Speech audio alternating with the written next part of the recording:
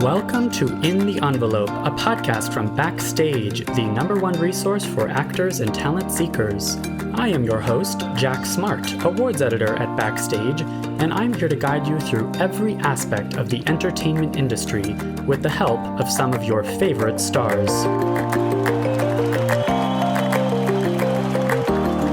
These intimate, inspirational conversations with today's most award-worthy film, television, and theater artists provide you, dear listener, advice on how to live the creative life, personal stories of success and failure alike, and maybe, just maybe, a tantalizing glimpse in the envelope.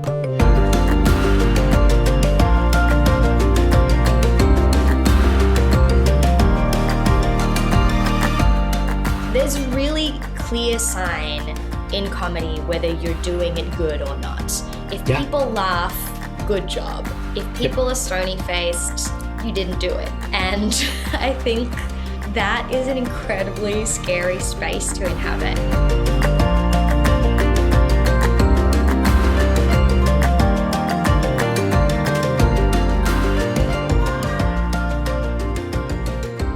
I sound like I have a frog in my throat. Welcome, listeners, to another episode of In the Envelope.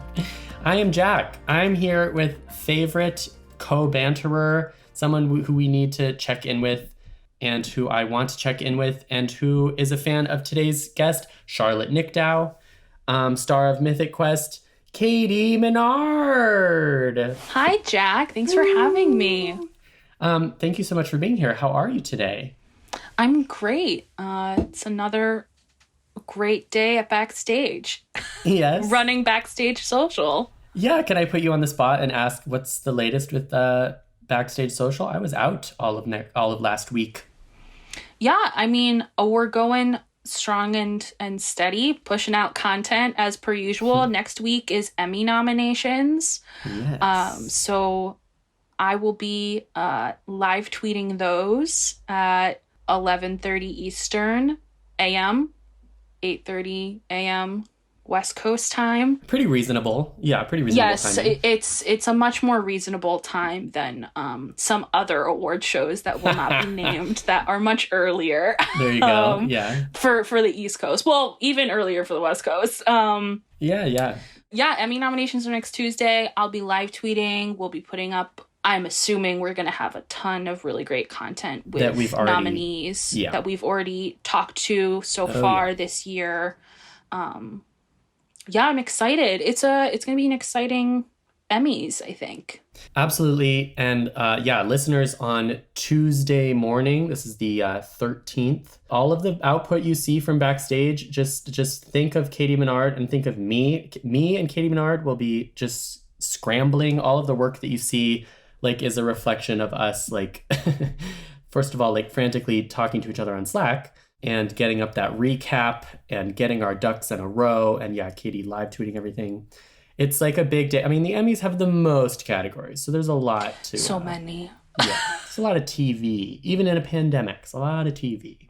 Yeah, I mean, I won't totally complain about, as a fan, a lot of categories. Exactly, yeah. And the sort of category expansion for nominees they did sort of last year, where the number of nominees is pertinent to how many things are eligible. Yeah, which does actually allow for more inclusivity. Yeah, with so many shows. Yeah. And the other notable thing about these Emmys is, first of all, it's a stellar year for limited series, which has recently been true a lot, but especially this year. I can't even think about that lead actress in a limited series. There's only going to be 5 limited series nominated for Best Limited. That's not enough. You could nominate 10. You could give them all an Emmy. Yeah, it's amazing. For whatever reason. And maybe that is a reflection of the pandemic, because some of those were filmed during the pandemic and it's more of a one-off. But the other thing is, by coincidence or because of the pandemic, a lot of last year's comedy and drama winners are not eligible. And even many of the acting comedy drama nominees are just not there this year. So we really could see a crop of, I think, a lot of first-time nominees. Yeah, absolutely.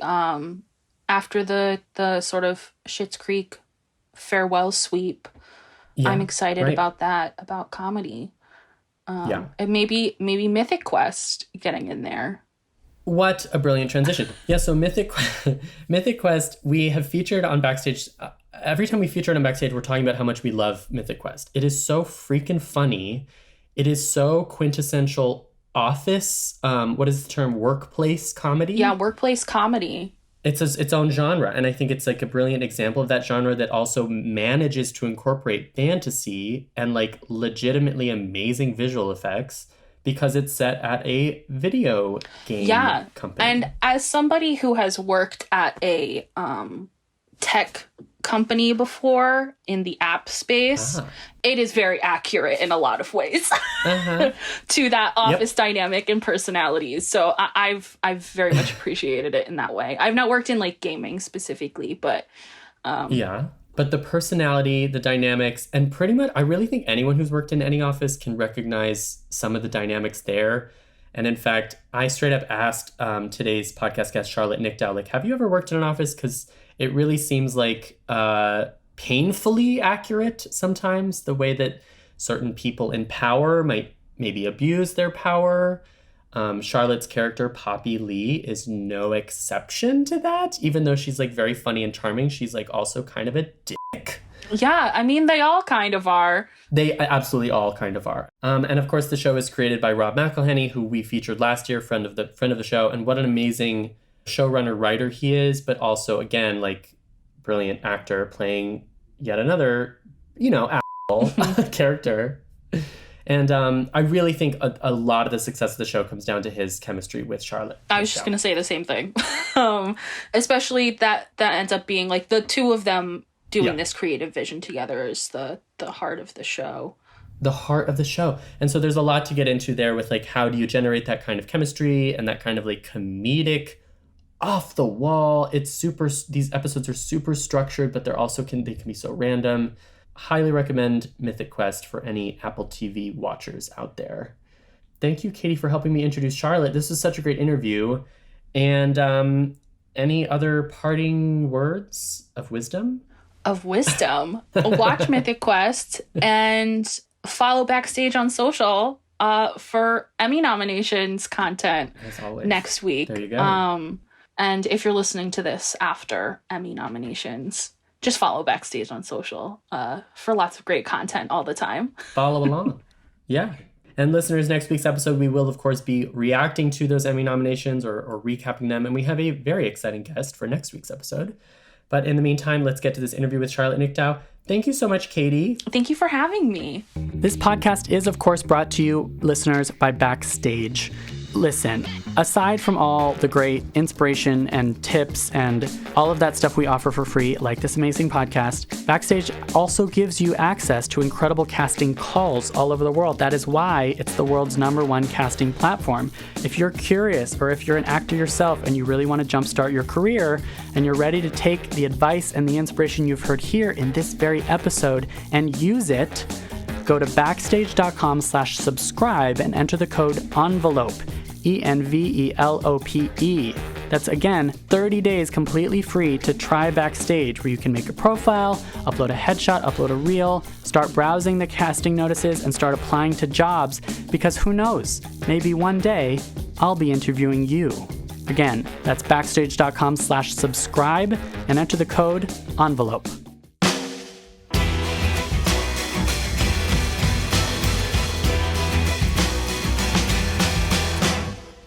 An early audition followed by a rejection is what pushed Charlotte Nicdao to become an actor in both her native Australia and now stateside. After starring in A Girl's World as a teenager, she appeared on Camp, Please Like Me, Content, and Thor Ragnarok. She now stars opposite Rob McElhenney on the hit Apple TV Plus comedy Mythic Quest as video game engineer Poppy Lee. Here is the charming Charlotte Nicdao.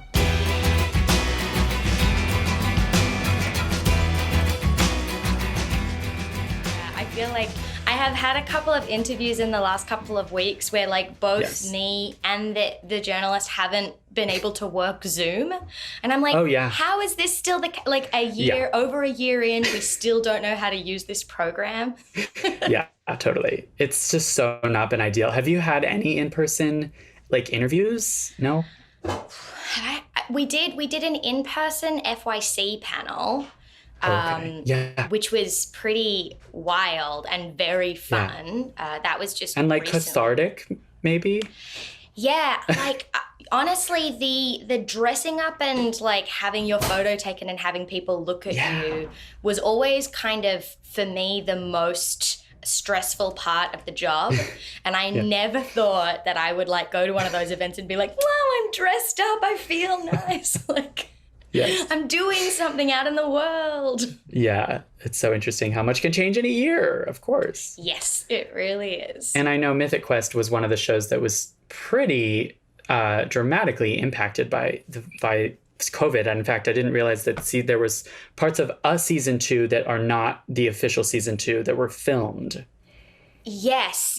So we were shooting for 1 week before we shut down. We were shooting season 2 for 1 week. Mm-hmm. And it was one of those things where, like, when we went into work on the Monday, we had been told, like, don't hug each other. And everybody was doing that thing where we were like, come on, it's fine. And then by Wednesday, everyone was like, maybe don't come close to me. And then by Friday, we were saying goodbye for what we thought was going to be a 2-week shutdown.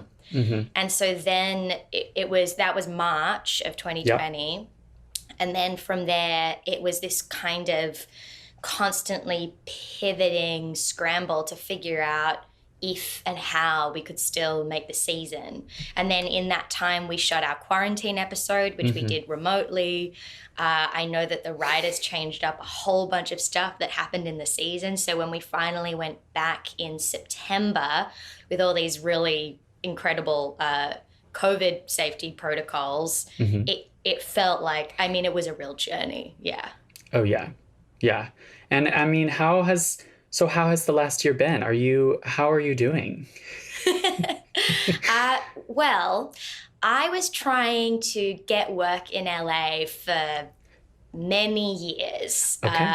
I did that very typical thing where I would come out for pilot season. Every so often I'd like fly out for a particular audition and not get it. And Mythic Quest was really my first job that I got in the States. And so we shot season 1. And after that, I said to my husband, if we don't move to LA now, when will we? You know, like, this is the perfect time. Like, that we're never going to have a clearer time that this would be the time to make the move. So in January of 2020, we packed up our entire house and we put our dog on a plane and we arrived in LA. Wow.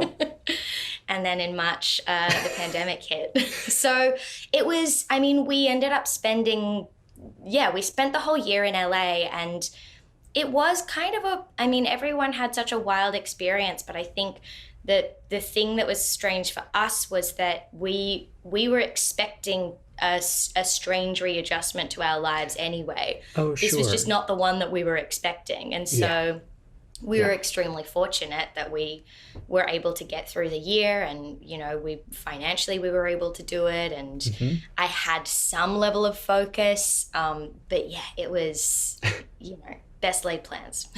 Exactly. Yeah, totally. It's and that quarantine episode was so special. I almost feel like it's like an artifact for future generations to understand, like, that bizarre time. It definitely feels like a bit of a time capsule to me. Yeah. And I think that I think that there's an element of that to any work that you do. Like, I look back at stuff that I shot when I was 17 and I'm like, this is the strangest photo album that I'll ever own. Yeah. But then that episode was that, you know, times 100, because we shot it in, I think, April, like very soon into the year. And I think we were all really still feeling the most intense versions of the emotions that everyone felt through the year. So I think, you know, when I watched that scene in that episode where my character is breaking down, my family said that they won't watch it. My mom said I watched that scene and it looked too similar to Zoom calls that we were having at the time. And she was like, I don't need to see that. I was like, I think that is how a lot of people felt. Totally. I mean, that's the funny thing, because we at Backstage are, of course, and I know you spoke on a Backstage Fest panel recently, which was wonderful. But of course, we're all interested in like the process and creating characters and bringing your own life to characters. And that does seem like a moment where your personal life was informing Poppy at that moment, probably in an uncomfortable way. But we are also super interested in the beginnings. And you mentioned age 17, which was when you were acting. And I actually did watch a few clips of it today, but... Oh my gosh, no. It's really a treat. It really is a treat. Talk to me about your beginnings. I know you have a very interesting story about how you decided to be, acting is what I want to do.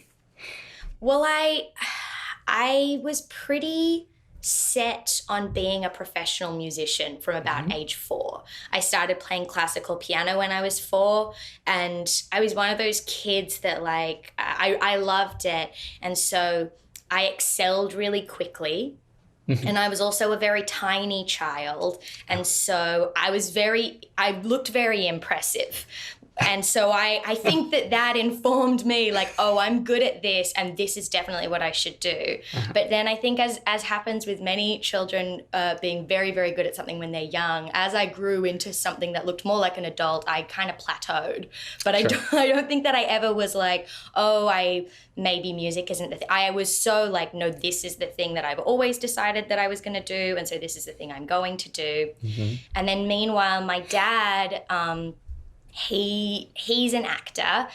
He was one of the first Asian actors on Australian screens. Yeah. And he had an agent, but he didn't do it. It wasn't a full-time thing, you know. It was like he would sometimes go and do this fun thing, and he had an agent that would also occasionally, if she had a role that she didn't have anyone on her books that fit it, she would say, Charlotte, do you want to go and audition for this? And I like did school plays and stuff, so I thought that it was kind of a fun thing to do. And one of those auditions was this TV series that I booked when I was 17. I was about to start my final year of high school, and it shot. I lived in Melbourne at the time. It shot in Sydney, Singapore, and Hamburg in Germany. So cool. Yeah. I know. And I remember I was going to a specialist music school at the time where we would do like half a day of music, half a day of academia, and for some reason, I just thought that it would be really funny if instead of, doing that year, I just went and filmed a TV show, which now I find so precocious. Like now I'm like, any job that anyone will give me, please, like I want to act. And at the time I was like, this is funny. So it was a 7-month shoot, and it was called A Girl's World. I'm assuming those are the clips that you found. Yes. It was an incredible experience in terms of it really taught me not just how to act, but how to act for camera, because I didn't know any of that. I didn't know about hitting marks. I didn't know about, trying different things on different takes. And I was lucky that there are a bunch of people around that taught me a lot. I got to travel, which was pretty amazing. Then there were some strange things about it, like they wanted me to do an accent that sounded foreign but wasn't. I was playing a Singaporean girl, but they didn't want me to do a Singaporean accent. So you might have noticed my voice is super strange in it. Sure. It's a strange accent that I'm doing. And I think I got to the end of that process and I was like, okay, that was a good joke, but it didn't, I didn't feel like creatively like, oh my gosh, I can't ever leave this world now. Sure. So I went back and I did a year of uni studying music, and I kept auditioning, and at some point I got an audition for this character that was written on the page as being half white, half Asian, which I had never seen before. Okay. Before that point, it was like I would audition for roles that were specifically Asian and had to be Asian. And I would be like, oh, maybe I'll get this job. Or I would audition for roles that were white, and I would be like, well, there's no way that I'll ever get this. So seeing this character, I was like, oh my gosh, I have to. And I loved the script, and I would have been like 19 at this stage. It was the first time that I got a script and I was like, this is so cool. Imagine if I got to do this. And I went through the audition process, and I think eventually they were kind of like, we're going to give you the role, but we just need you to do like this chemistry read. Oh. And I did the chemistry read. It was a full day of chemistry reads and I completely choked. The pressure just got to me and they gave the role to someone else and I was devastated. Like for 2 full weeks, I think I would wake up crying. And I was like, how am I this upset about this thing that's not even my job? I've never been this upset when I failed in music. And that was kind of the moment for me where I was like, maybe this is actually what I want to do. That is really fascinating. I mean, from my perspective, having asked the question of like, when did you get bit by the acting bug so many times? I don't think it's ever come from a rejection. Like, yeah, for me, that was your sign. Yeah. Yeah. Before that point, I think look, part of it maybe is sort of like this bratty taking it for granted thing, you know? Sure. I was like, oh, I just got this thing, cool, let's do it. And I don't think that I ever considered the idea that it could be taken away. And then when it was, I thought, oh my gosh, I don't think I can live my life without this thing being a part of it. So cool. And so, yeah, I always think about that. Whenever I don't get jobs now, I always try to think about how much that can inform the direction that you go in. That's so cool to hear, yeah. Because I do feel like it's always an interesting question. How much does an early career actor know that there will be rejection? And like you can experience it firsthand, but does it take 100 auditions where you book one and you get 99 rejections? Like at what point does it settle in? Like, this is really what I have signed up for and I have to be, I feel like I think about that often when I have most of my friends, especially here in Australia, are not actors and are not in the industry at all. And whenever one of them is going through the process of trying to get a new job and they go for a lot of job interviews and they don't get a bunch of them, and I see them go through just this terrible pain and this terrible feeling of like lack of self-worth and insecurity and uncertainty.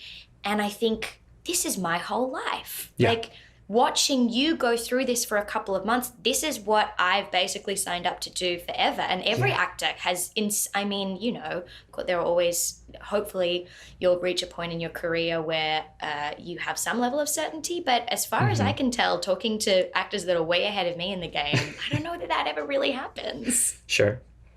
Well, and there also is the Los Angeles factor. I remember speaking to Yvonne Strahovski, and she had a similar story of going to LA and kind of flying back and forth like you're describing, like pilot season, fingers crossed, occasional auditions kind of thing. And it just took the chipping away at the American market.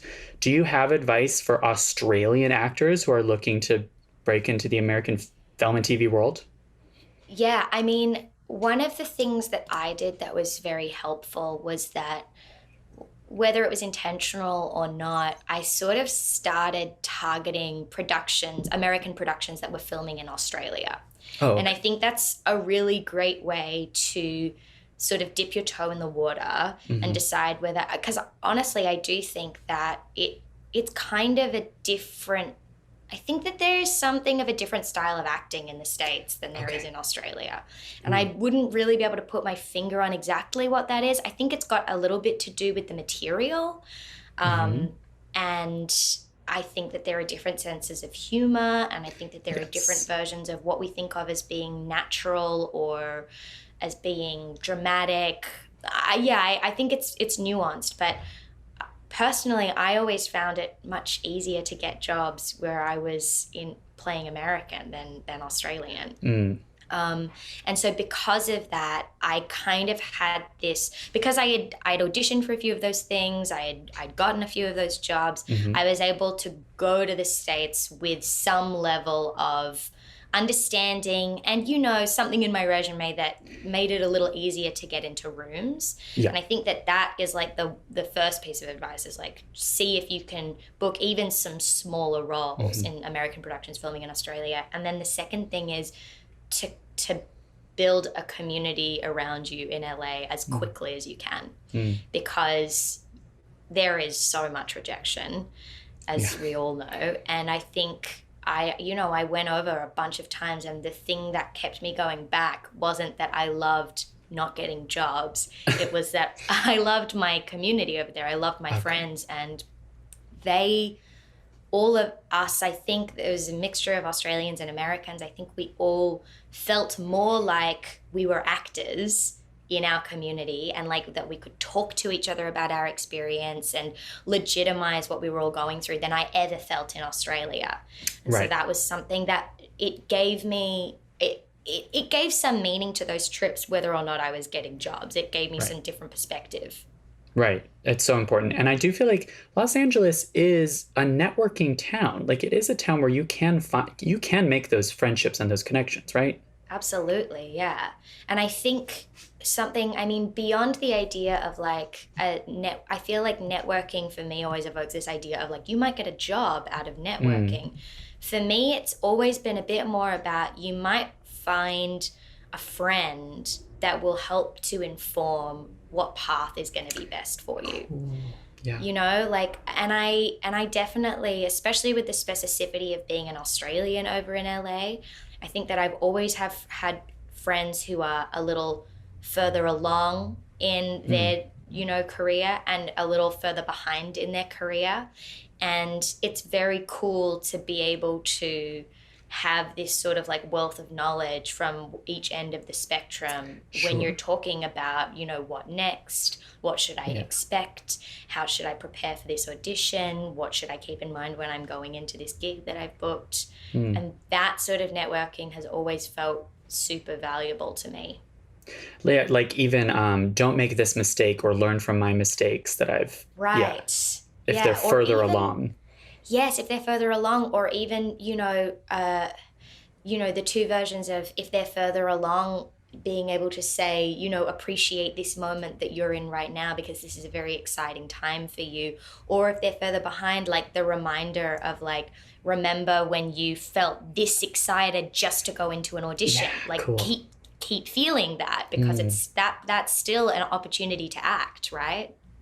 Right. Every audition is. I mean, do you have an audition philosophy? Do you have an audition prep schedule? Like, it changes a lot. Okay. And I think where I've landed now is, I did a play in Australia in 2018, I think. And I had not really done very much theatre. And it was, we were doing like 8 shows a week. It was for 3 or 4 months, 3 months. I can't remember. But I just remember I had never done something like that before. And I remember getting to the end of the run and thinking about what my performance was like there compared to what it was like at the beginning. And being like, wow, repetition really makes a performance, for me anyway, it makes it better. Sure. Like, repetition creates freedom rather than limitations. And before that point, I had always been like, learn the lines so that you know the words, and then do nothing else, because otherwise you're going to lose the feeling of being natural. And that experience really changed my mind. So now when I'm preparing for auditions, even if I get something that I have to go in for the very next day, my process is I do something that will stop me from getting distracted. So I like go for a walk and I just say the lines over and over and over and over. And I'm not necessarily making choices. I'm just trying to find every version, because the thing with an audition is like, you go in, you have your take on it, which I always really try to do. But you do want to be really ready for if they say, hey, we think you're a really good actor, but can you do it completely differently? And I feel like for me, the ability to be flexible in the room is really based in, the preparation of knowing the material back to front. Sure. Which I'm not really a trained actor. And so that probably sounds really obvious, but I think... before doing that play, it had never occurred to me that knowing my lines well would be helpful. No, I mean, there are definitely actors listening to this that need to hear that, I feel like. And like, maybe this is, I mean, I got to ask you about Mythic Quest, because I believe, based on what I've read, that the audition process for Poppy was an unusual one and is maybe not typical of any of your other auditions. Is that correct? Yeah, I would say that's correct. I mean, look, it was typical in that it was excruciating. Because you wanted that's it. Not true. That was another script that you really liked. Yes. Yes, I wanted it really badly. And I went with that script. I went from not giving a shit at all to really wanting it because it was, speaking of, the process of the loop of rejection. I had come out to LA kind of begrudgingly. It was a trip that I had booked months in advance. And by the time I got to it, I was like, I don't want to go to LA and be told I'm no good again. And for whatever reason, I didn't get any auditions for the sort of 3 weeks that I was there. It was just really quiet. And throughout those 3 weeks, I was like, you know what?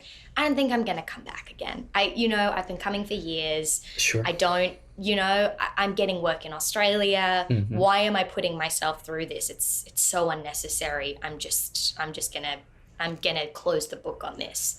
And then in my last week that I was there, I got an audition. I got my first audition for Mythic Quest. And so I went into that room. I think it was Jeannie McCarthy's office. I went into that room and remember sitting in the waiting room there being like, this is going to be my last audition in LA. How crazy. And I remember loving the material and being like, what a cool audition to go out on. Like, this is, at least it's like fun scenes and a fun character.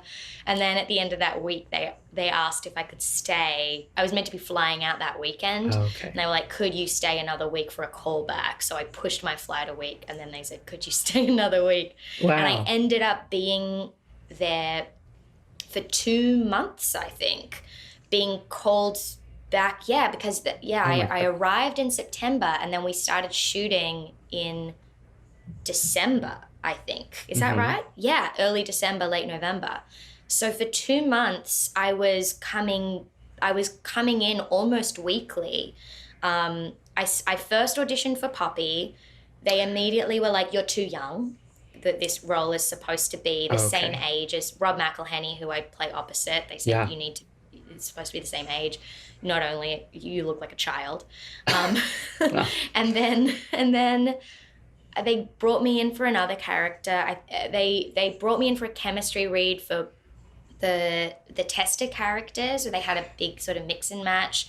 So I read for that, and then they were like, you know what, we're going to rewrite some of the Poppy stuff. So why don't you come back for that? And during this process, at some point, I think Rob called me personally to go over the rewrites that they had done for Poppy. And I remember being on the phone to him and being like, wow, this has never happened. I've never had this level of, and he... at the end of the phone call, I said, whatever way this way goes, I just really want to thank you for the opportunity. It's been so fun just getting to, read with you guys and work with this material. And he was like, oh, you're in the show. He was like, we don't know which role we want to put you in yet, but you're going to be working on the show. In case that wasn't clear. Like, I was just like, oh, okay.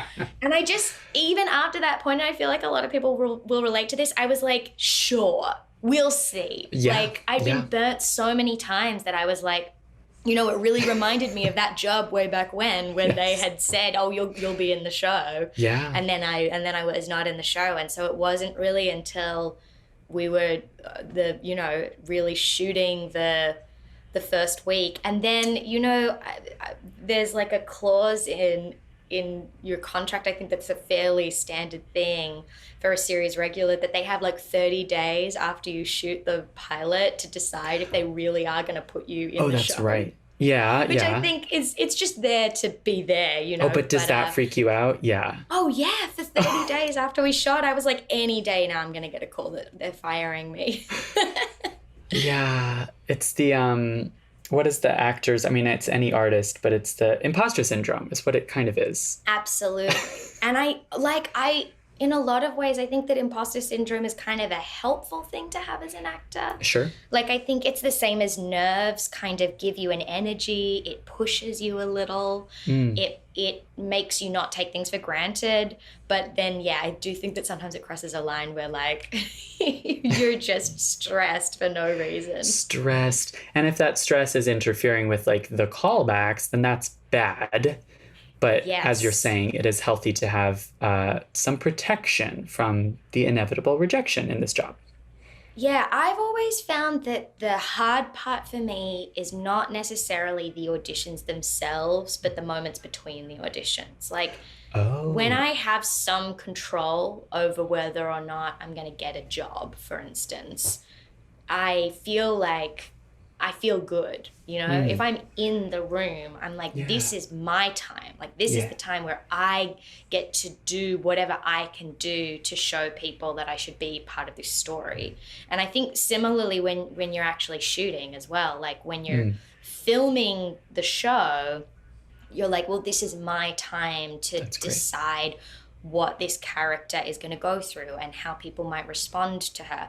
It's the moments between. It's the moments between, you know, doing the audition and hearing if you got it, or shooting the season and waiting for it to come out, that are the most excruciating, because you've done everything that you can do and now you just have to like wait and see if people like it. Yeah. Yeah, and that is when the thoughts creep in and the overthinking begins and all of that. Yes, that's just absolutely. Also technically part of the job, I suppose. Yes. Because like you're saying, like you're not as active. You're not focused on a task. You are waiting. Yes. I mean, I feel like so many actors have said this, but so much of the job for me, I think, is being able to withstand that horrible waiting process. Yeah. I think I don't know, you know, that many actors quit because they don't really enjoy acting anymore. I think a lot of it is because they don't want to have to go through the pain of that waiting process anymore. It's such a good point. Yeah. And that is something that is important for early career actors to hear. This is part of the job description, whether you like it or not. Yes. So I really like asking actors to describe their characters. And I feel like with Poppy, especially taking into account season 2. Yes. Who is she? Like, what do you think of her? I just love her. I would never want to have her in my life. I feel like she'd be an incredibly toxic person to have around. But I do think she's fantastic. I think of her as being a kind of unself-aware ego monster. She's a genius and has known that and been told that her whole life. Oh, okay. But she's also been put down, or not put down, but perhaps not taken seriously or dismissed because of the fact that she's a woman, perhaps that she's a woman of color. But I think even more than that, the fact that her job is kind of unglamorous. She's a programmer. She's a coder. And so what she does to the outside eye isn't that impressive. And she's working in an industry, the gaming industry, which is an impressive industry. It's an exciting industry that is, you know, is huge in its scope of the way that it tells stories and has huge personalities. And I think that that's the reality. That's what we portray in the show, and it's the reality of the industry as well. And her job is boring in comparison, but essential. And so she's got a huge ego and a huge chip on her shoulder, which means that she is a pretty toxic narcissist. Yes. Because not only does she believe that she deserves to be on the highest platform possible, she also doesn't see anything wrong with that. I don't think that she is self-aware enough to question whether any of her behavior is inappropriate, which I find so funny. Sure. Well, the other question I had for you was maybe this dips into like your survival jobs and day jobs, which of course we do like asking actors about, but have you ever worked in an office? I worked in a call center for like 2 or 3 months when I was like 19 years old probably. Sure. But I guess I haven't really worked in an office. I've watched a lot of office sitcoms though. Well, see that, and that's directly relevant, of course. I mean, the show just captures sometimes scarily accurate office dynamics, power dynamics in the workplace. I think the thing that I find really cool about the show, and I mean, like as I said, I've watched a lot of office comedies, and it's a genre unto itself, right? But I think that so often office comedies are about, well, here's an easy conceit where we can put these fun characters together, and the office itself is not that important. It's really about the characters. Whereas I think in Mythic Quest, there's an element of that. I don't think that you need to know about games to enjoy the show, but I also think that it is not a show that ignores the work dynamic aspect of its conceit. I think it's a show that is very much about the work dynamics. It's about what it means to be a leader, what it means to want to climb a ladder, what it means to be like aging out of your position, which I think isn't necessarily tackled in a lot of traditional office comedies, which is potentially why it feels so close to home when a lot of people watch it.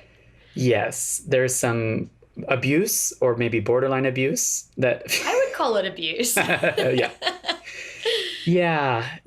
And I guess it does help to watch that genre, like you're saying, like that. Is that part of the research? Talk to me about character backstory and construction. I mean, I think we're incredibly lucky to have the creating and writing team that we do, because I think that they give us a lot of information to inform, whether it's in the sort of like obvious way, like this season we did an actual episode called Backstory, which was the backstory of CW F. Murray Abraham's character. But also in sort of more behind the scenesy ways where the door is so open to have discussions with the writers and the creators about why you think your character is doing this, where they see the character going. And so I've had a lot of conversations like that. I think that there's an element of needing to keep that a little bit fluid, because you don't know where things are necessarily going to go in future seasons. And so you don't want to lock something in your mind that then you have to totally scramble to change. But the things that I think that I've always had informing Poppy's story are that they allowed me to be Australian. So there's something in that I think already, firstly I relate to, but that I also think is really fundamental, this idea of she would have moved countries probably to go to college. We say that she went to MIT. And that shows a sort of level of ambition, and also, being able to prioritize her work and what she does for work above everything else, essentially. And then we also say that Ian plucked her from MIT, so she didn't even probably finish her course, which I think for me that's like, well, so she's so smart that she didn't even need to be, the best coder in the world, which is the way that she sees herself at least. And that also that she's had a very myopic experience of adulthood. She left school to go and work with this dude for this company, and that's the only adult life that she knows, which for me, that excuses some of her more toxic behavior. Some stunted social behavior, perhaps. Yes, absolutely. It's like she's valued for her programming skills, and as long as she keeps those up, which she does, everything else can be a mess. And she's an absolute mess of a human. And so how much of it, like you said about Australia, like how much of it is bringing yourself to that in any character? Again, I'm thinking of the quarantine episode where Poppy's breakdown was your breakdown. Yeah. I mean, I think that, there's some really specific examples like that. Like when I did that scene, this is such an embarrassing actor-y thing, but I had photos of my family behind my computer. Did you really? When I was shooting that scene. And so there was it was kind of fun shooting that the way that we shot it with iPhones, and with no crew in your house, all the crew was on Zoom on my computer. You could do a lot of those little actory cheats, right? Like I could take out stuff that helped me feel in the scene, and it could be just sitting there while I shot it, which was cool and helpful. And a little bit embarrassing to admit, but I think, if it works. Totally. So yeah, I think there's some like specific things like that. But then I don't know, one of the things that I kind of like about the character is how, even though, as I say, she's a mess, she's so certain of her competence in the field that she is in. And I don't have that. I don't feel like every time I walk on set, I'm like, I know exactly what I'm doing. And so it is fun to get to embody this character that just has no insecurities around her ability to get the job done. Mm-hmm. She has a lot of insecurities about her ability to lead or to be around people. But in terms of the thing that she's hired to do, she has no insecurities. And I love getting to pretend that that's me when I play the character. Yeah. Catharsis, maybe. Yes, absolutely. Yeah. I also want to ask about conveying stress and anxiety, which I think you're so good at. Like, what is your do you think of it as an, do you think of it as outside in? How much do you think about physicality in a performance? I think about physicality a lot. I'm a pretty naturally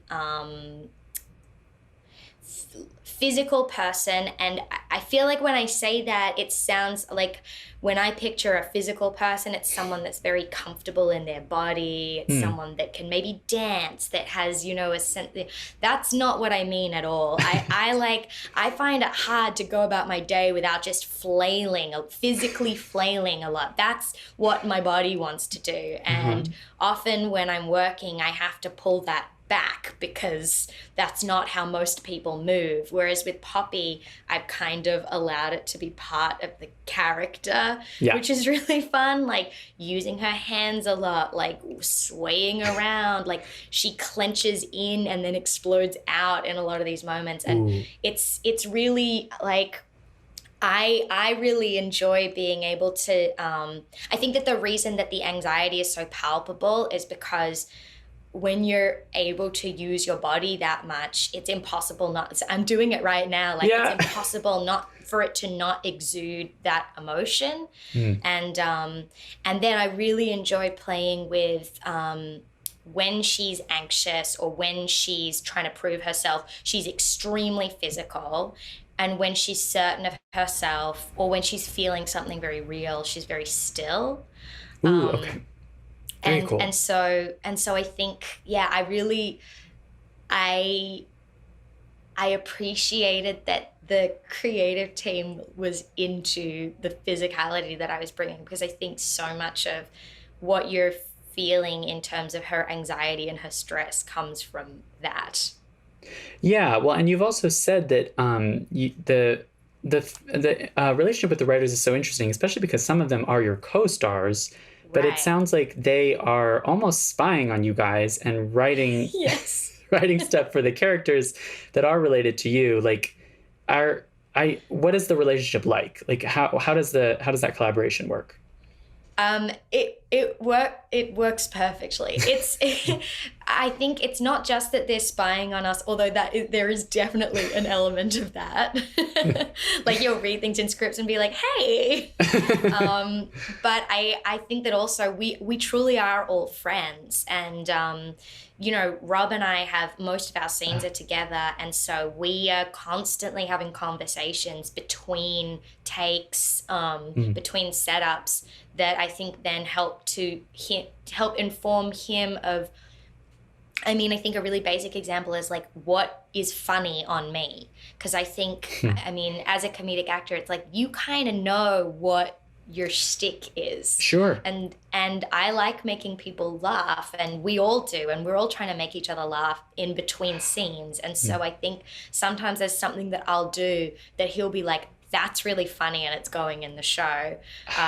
A lot of the Australian jargon, I think, in this recent season, I call someone a drongo. And I remember, I think I called myself a drongo at some point, and Rob was like, a what? What is this word that you've just said? So there's an element of that. And then I think the four women in the cast, Jessie Ennis, Imani Hakim, and Ashley Birch and I are extremely close. They just managed to like cast our friend group basically. And Ashley has been on the writing staff since the beginning of season 1, and so I think that there's also an element of like her having this very intimate access to and not just necessarily like parts of you know, more external jokey things, but even, you know, we all talk with each other about, I know for her, we address in this season that she's half Thai, which she is, and we had a bunch of conversations about what that means. And I'm half Filipina, and I think we've talked about, you know, she's more white passing than me, but we both have a sort of shared experience about what it feels like to be mixed race. And in this sort of liminal space between like how much are you this one thing, how much are you this other thing, and we haven't necessarily explored that with Poppy yet, but I think that that scene where Rachel, Ashley's character, that comes from conversations that we were having. I think some of the conversations that happen this season around Imani's character Dana, sort of trying to be more ambitious than you would initially picture based on her, based on like what you're used to seeing in like a lower level Black woman in an office.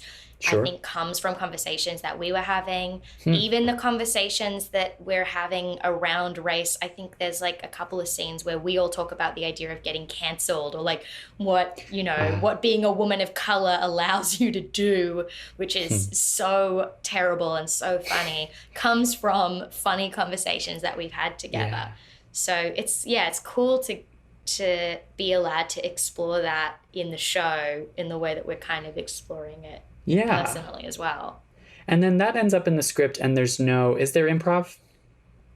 Yes. Okay. There is improv.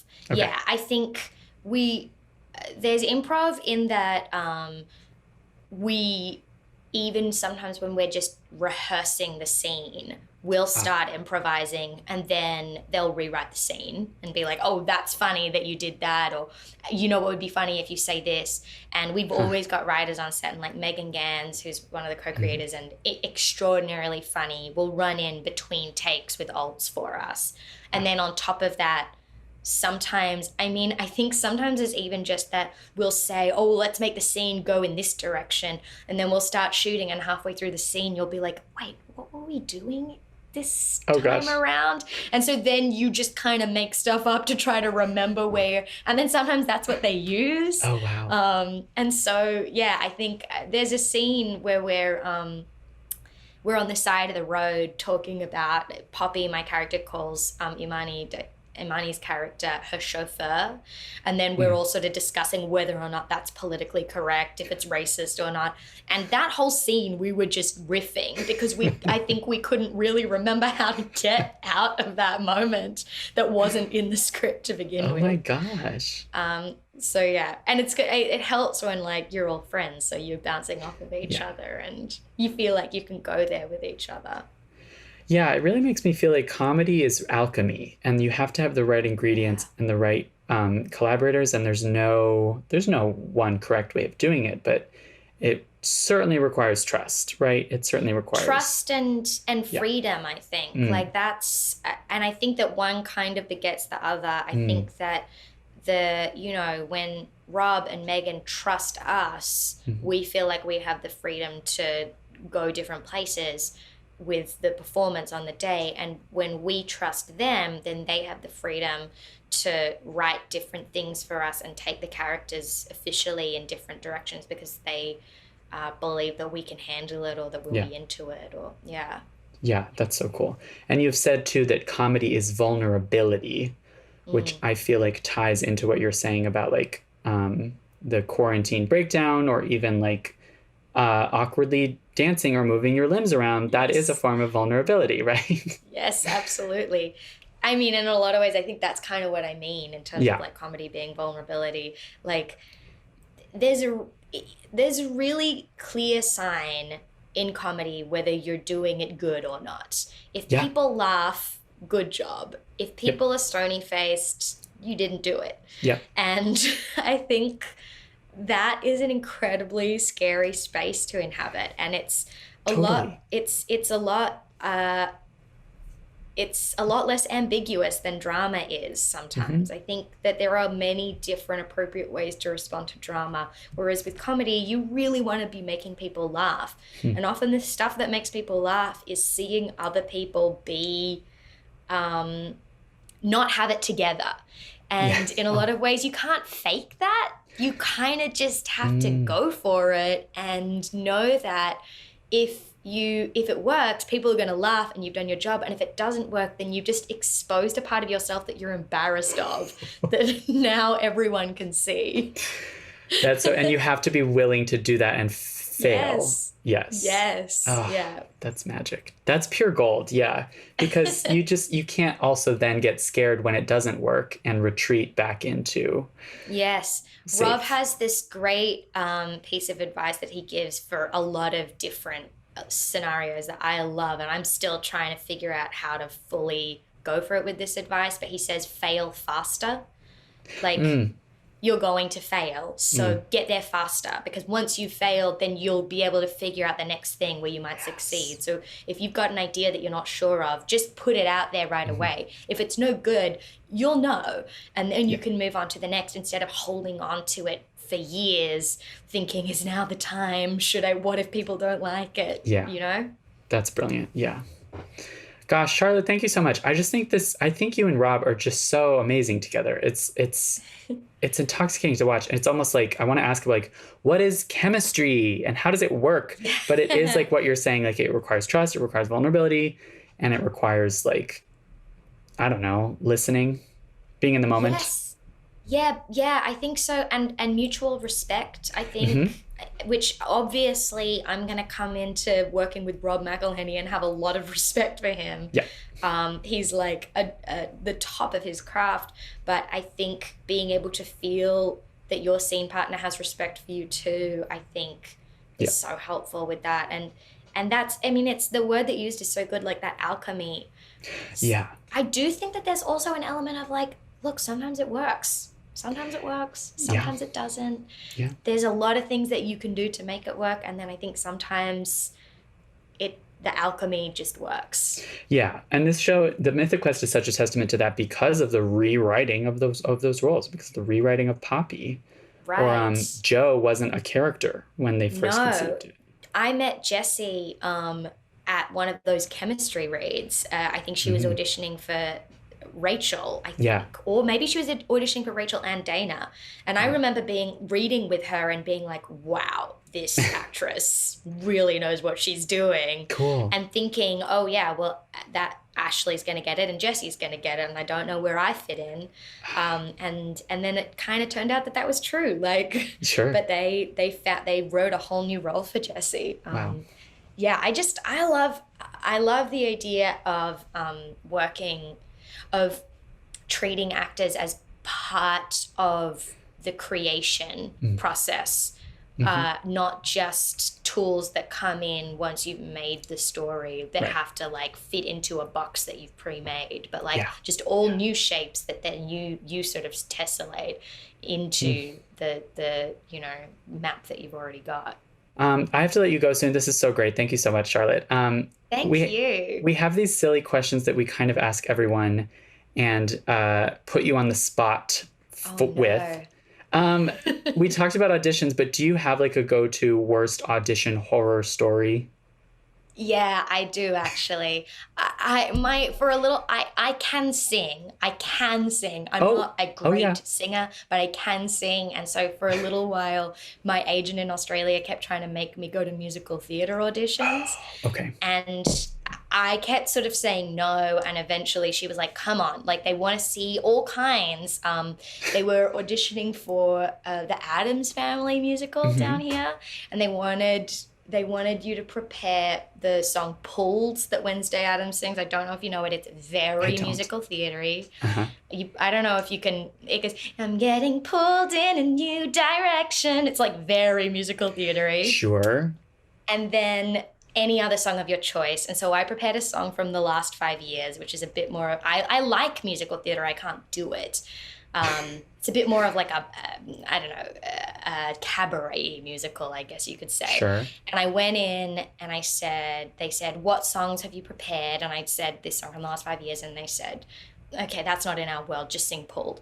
And I was immediately like, okay, sorry. Oh, no. They said, go stand on the X over there. So I went and stood on the X. I had this panel of these very stern looking people. And then the pianist just started before I could even and I got through this song, and I'm sure you could have seen the look of absolute defeat on my face as I was singing it.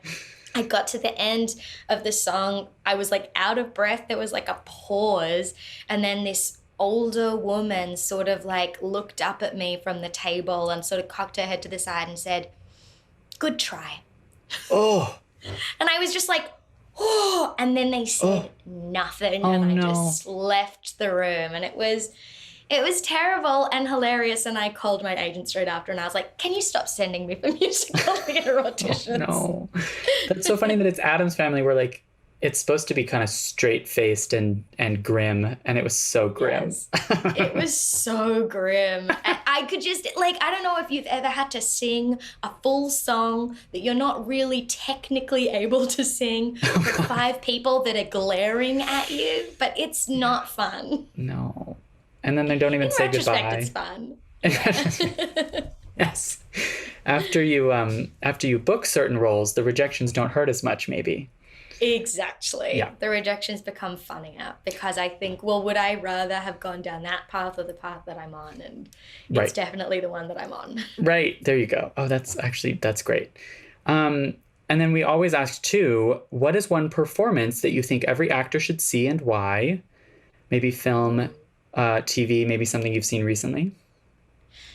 I don't even know if this counts, but the first thing that came into my head, which I'm certainly not the first person at this party, was Bo Burnham's recent Netflix special, which I guess he is an actor, and it's not really I don't know. I watched that and I felt so many things, and I don't know how you could call it anything other than a really beautiful, nuanced performance. I don't know if have you seen it? The irony is I've seen the last 20 minutes, which as I understand it is a very strange way to have seen it. Yes, it is very strange. Yes. It really is. I don't know how you could call it a stand-up special because it does feel like a sort of medium-length film, a kind of absurd film about a man isolated and slowly and grappling with his mental health with songs. I think it's a great example, actually. Yeah. And I think that the thing that is so wonderful about that performance is, and I think if you can capture it in more traditional ways too, it's always my favorite performances, when you're watching someone and the idea of it being a performance doesn't even enter your mind. You're not watching it and thinking, what incredible acting. You're watching it and thinking, I am here with this person experiencing what they are experiencing.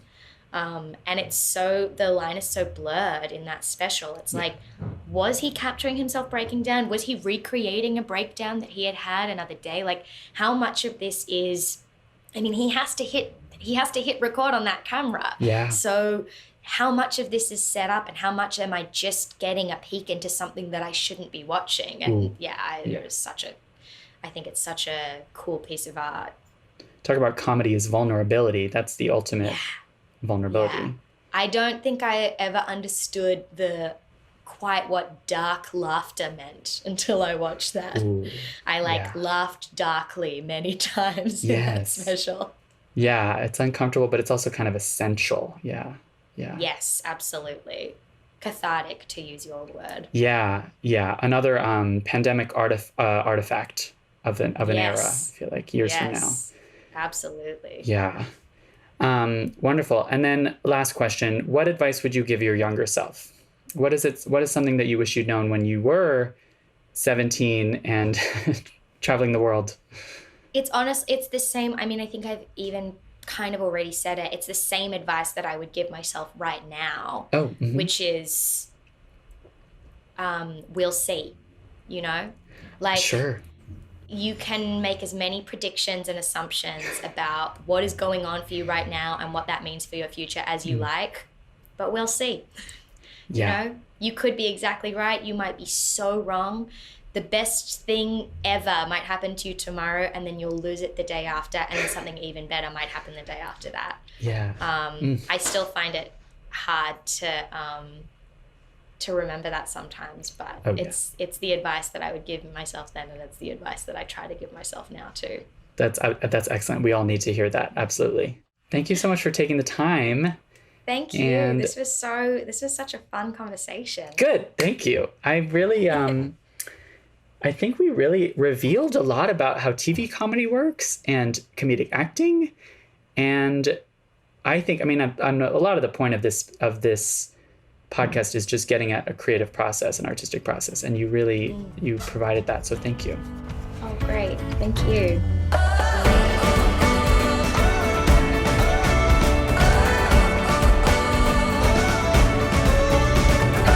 And now it's time to hear from Christine McKenna-Tirella, our backstage casting insider. I will let her take it away. Hi, everyone. It's Christine McKenna-Tirella here. Quick heads up. There is a thunderstorm moving through my area, so I'm trying to get a clean recording, but you're probably going to hear a rumble at some stage, and that's what it is. So I'm inspired by our Aussie guest this week, and I wanted to remind you of some of the really cool things that we're doing in the Australian space. So we mentioned this briefly a few weeks ago when the VP of casting for Backstage, Luke Crow, was on, but we have acquired Star Now, which is one of the premier casting sites in New Zealand and Australia. But for now, the team and the site is going to stay separate because we want to really learn the market more and honor the fact that we have dedicated staff for Star Now in that time zone, etc. But not to worry, we have lots of amazing castings on Backstage for our Australian market.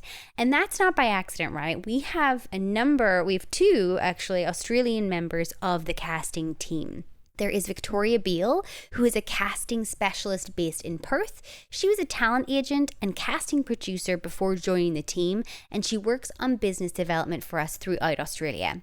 Secondly, we have the fabulous Gab Hammond, who is based in Brooklyn, but is originally from Australia, and she works on brand and commercial business development for Backstage, both in the US and the Australian markets. And what does business development mean? And what do I mean when I say that? Why is it of interest to you as the actor? Well, that means that these ladies are dedicated to networking with casting directors and producers, art directors, etc. Basically creators that would bring casting calls to the site, and they bring those premier casting calls that are based on the Australian market onto Backstage.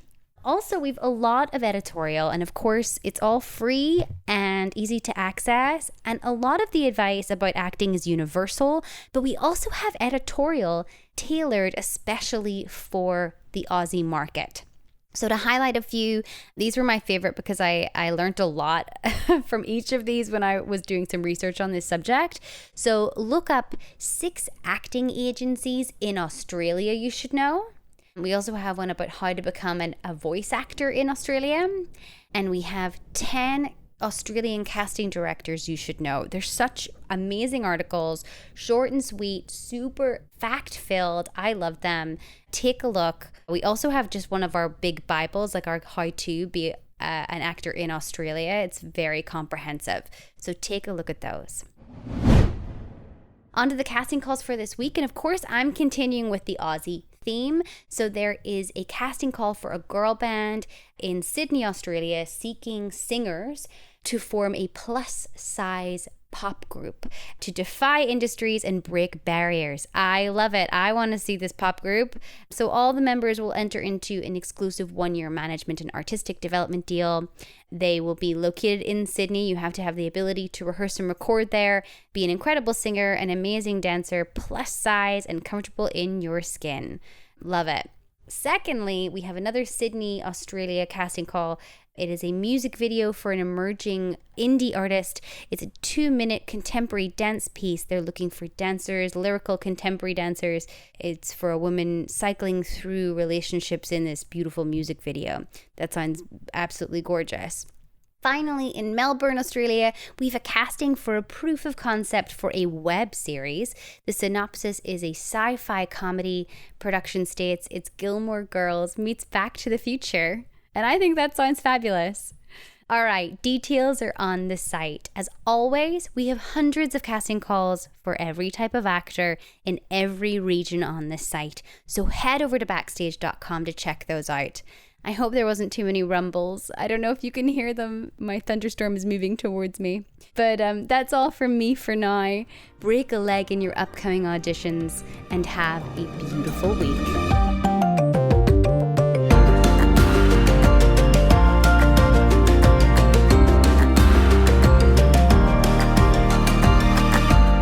In the Envelope is recorded at Lotus Productions and Hyperbolic Audio in New York City, and Soundbox LA, Mark Grouse Studios, and Buzzies in Los Angeles. Thanks as always to our producer extraordinaire, Jamie Muffett, and to the team at Backstage, Samantha Sherlock, Mark Stinson, Caitlin Watkins, and of course, Kasey Howe. Visit Backstage.com, and don't forget, you can subscribe to Backstage by using the code ENVELOPE at checkout for a free trial. That's right, 100% free. For more exclusive content, join us on Facebook and Twitter at In the Envelope, and subscribe, share, and leave a comment. Who would you like us to interview next? Thanks for tuning in. We'll see you next time for another glimpse in the envelope.